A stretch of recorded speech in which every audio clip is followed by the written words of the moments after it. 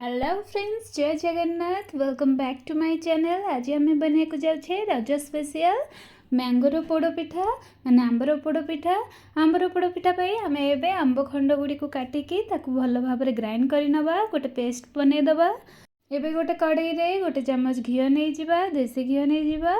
तापर ताको मेल्ट कला परे तापर आम जो एबे मैंगो प्यूरी पे करथिले तो सहीटा ऐड करनवा। मु पूरा पेस्ट करनी, मुझे दरदरा पेस्ट करची जमती से छोट छोट खंड टिके थिबो तो सहीटा तार फ्लेवरटा बहुत भल आसीबो बोली मु सेमती पेसिची। आपण चाहिले पूरा ताको पेस्ट कर परिबे। तापर एबे सेतरे गुड़ ऐड करनवा, तो आपण चाहिले सेतरे चीनी मध्ये ऐड कर परिबे। तो गुड़ को ऐड करके ताको भल भाव रे आमे गुळे नवा जमती कि गुड़ पूरा कंप्लीटली मेल्ट हो जिवो। तो यहाँ पूरा मेल्ट होगी मिसवा आमको 5 ରୁ 7 मिनिट लगी जिवो। तो सहीटा भल भाव गोटे मैंगो आ गुड़ार मिक्सचर भाव रेडी हो। तो से आम 5 ରୁ 7 मिनिट ताको भल भाव कुक करनवा। देखो पूरा फुटी आसलानी, पूरा कुक हो गलानी। एबे ताकू आम गोटे पात्र को बाहर करनवा आ ताकू ठंडा करनवा। एबे देखो गोटे जगह चाउल आ बिरीर बैटर मु नहीं जाइए। फास्ट आम 1.5 कप चाउल रे गोटे कप बिरी ऐड करके ताकू भल भाव 6 घंटा बतुरई दबा। तापर ताकू ग्राइंड करके भल भाव पेस्ट करनवा पूरा। तापर से बैटर टी को कवर करके राति सारा आमे ताकू फर्मेंट होगापी छाड़ीदबा। तापर एबे देखंतु सेही फर्मेंटेड बैटर रे आमे जो मैंगो आ जैगरीर मिक्सचर करथिले ताकू ऐड करके भल भाव फेंटी नबा।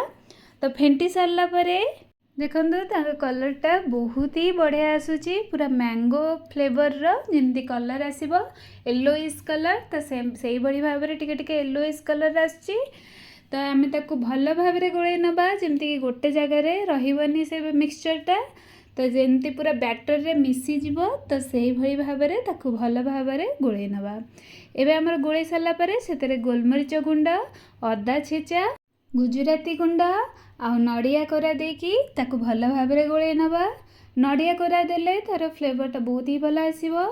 तो आप निश्चिंत थे नड़िया कोरा आंबर ये जो बैटर भितर मिसेकी करंतु पोड़पिठा, बहुत ही टेस्टी लगिबो।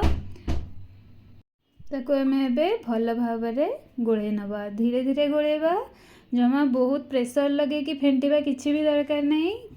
तापर एबे सेतरे किसमिस आ काजू ऐड करदबा आ ताकू भल भाव में टिके गोले नबा। तो गोले सारा परे एठी देखंतु मु गोटे मोटा तावा नहीं जाइए, पूरा लुहार मोटा तावा नहीं जाइए। आपण चाहिले पैन मध्य नहीं परिबे। तो ताकू एबे आग गैस लगेगी टिके गरम करनवा। ता ऊपर मु गोटे 3 लीटर प्रेशर कुकर नहीं जाइए। तो ता देहरे एबे गोटे चम्मच घी देकी ताकू भल भाव में ग्रीस करनवा। तार एपट सेपट माने सबु आड़े आम घी लगेदबा। तो घी लगेबा द्वारा जेतले आमर पोड़पिठाटी हो जिवो तो सेटा तले बेसी लागबनी आ सेटा अति सहजरे डिमोल्ड हो जिवो। तो आम भल भाव में घी लगेदेले एबे सेतरे मु गोटे बटर पेपर ऐड करिछि। एटा ऑप्शनल अछि, आपण चाहिले ताको स्किप करि परिबे। बटर पेपर सेमते किछि एते जरूरी नहीं, तो आपण खाली मध्य करि परिबे। तो ताको भल से चिपकई दबा बटर पेपर टी को। बटर पेपर ऊपर मध्य आपण घी दे परिबे। तापर मु क्रैनबेरी टिके देइछि, ड्राइड क्रैनबेरी। आपण चाहिले किसमिस की काजू मध्य ऐड करिदे। तापर आम से जो rice batter mango rice batter ताको ऐड कर दबा। तापर किछि नड़िया खंड दे देइछि। तापर किछि क्रैनबेरी ऐड करछि, आपण चाहिले किसमिस मध्य ऐड कर परिबे। तापर नड़िया कोरा टिके ऐड कर दबा। नड़िया कोरा ऐड कर सारा परे ता ऊपर टिके घी आपण चाहिले दे परिबे। तापर ताको कवर करके बिना हुइसिल रे मु एठी हुइसिल काढ़ी देइछि। तो बिना हुइसिल रे ताको एबे 45 ରୁ 50 मिनिट आमे ताको कुक हवा पई छाड़ी नबा। तो गैस रो फ्लेम आमे मीडियम रे ही रखिबा। तो आमे चाहिले ताको फास्ट मीडियम आ तापरे लो फ्लेम रे कुक करिबा। तो आपण क्वांटिटी देखिकी आपण को बेसी टाइम मध्य लगी पारे। तो देखंतु एबे आमे चेक करिबा 50 मिनिट हो सारछि। ताको एबे ओपन करिकी कवर काढ़ी ताको एबे आमे चेक करिबा। गोटे नाइफ द्वारा चेक कले पूरा क्लीन बाहरला।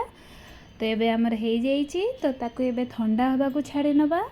एबे तार साइड रे आमे छुरी द्वारा टिके टिके एमती साइड रू टिके टिके का माने एमती कि छड़ेला भलिया टिके टिके आमे ताको करि नबा।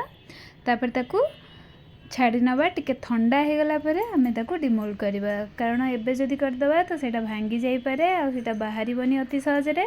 तो ताको ठंडा हवा पई छाड़ी नवा फास्ट ठंडा हवा पूर्वरु आपण एमती छुरी रे टिके टिके ताको टिके छड़ेला भलिया टिके टिके आपण एमती काटी देथिबे। तापर देखन ठंडा होला परे ताको टिके दापरे आपण अति सहज डिमोल्ड कर दे परिबे।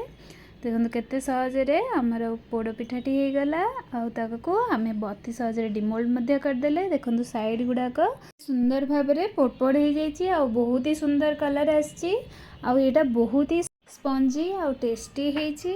तो आप निश्चिंत घरे ट्राए करूँ मत कमेंट बॉक्स रे निश्चिंत जनातु जे आपन को पोड़ पिठाटी केमती लगिला। तो एथर रजरे निश्चिंत बनातु वीडियोटी आपको भल लगी थाए तेरे लाइक शेयर एंड सब्सक्राइब निश्चिंत करेंगे।